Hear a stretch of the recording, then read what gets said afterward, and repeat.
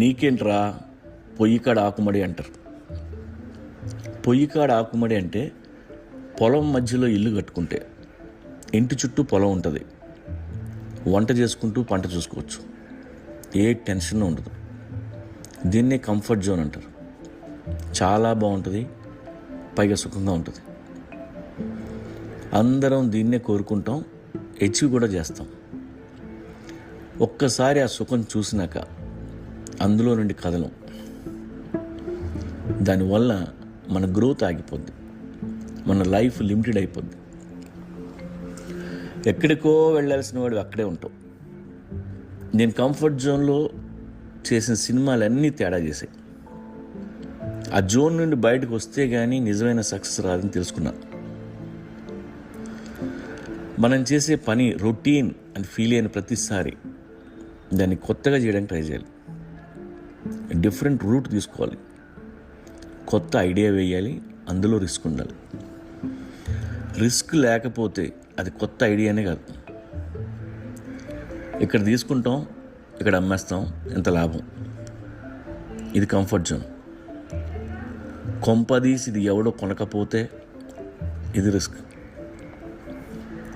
మనం ఎప్పుడూ చిన్న రిస్క్లోనే ఉండాలి. రిస్క్లో అలర్ట్గా ఉంటాం, క్రియేటివ్గా ఆలోచిస్తాం, తెలియకుండా మోర్ ఎఫర్ట్ పెడతాం. ఆ ఎక్స్ట్రా ఎఫర్ట్ వలన ఎక్స్ట్రా మైలు పరిగెడతాం. అప్పుడు వచ్చిన సక్సెస్ వేరే రేంజ్లో ఉంటుంది. నువ్వు సూపర్ స్టార్ అయిపోతావు.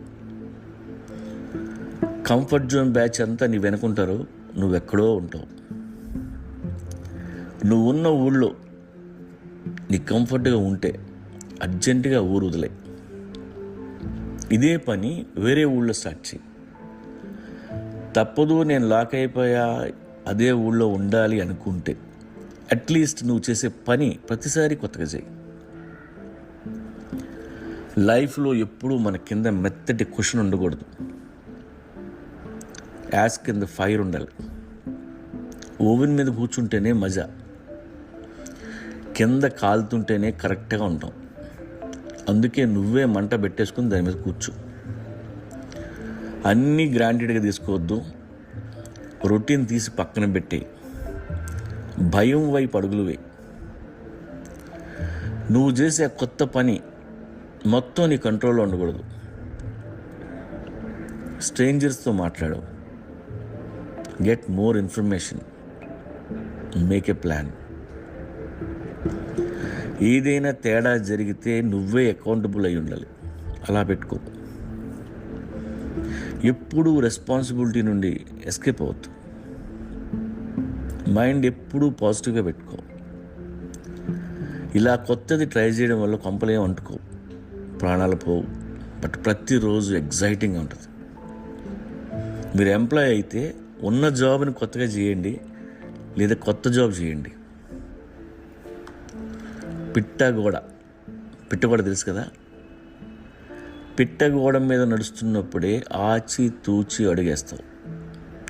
నోట్లో నుండి ఒక్క మాట నాన్సెన్స్ రాదు. ఒళ్ళు దగ్గర పెట్టుకొని ఉంటాం. కొంచెం గాలేసినా తెలుస్తుంటుంది. మరీ భయంగా ఉంటే మెల్లగా బేబీ స్టెప్స్ అలా వేసుకుంటూ వెళ్ళాలి. ఇందుకే నేను ఊరు వదిలిపోయా, మీరు కూడా పోండి.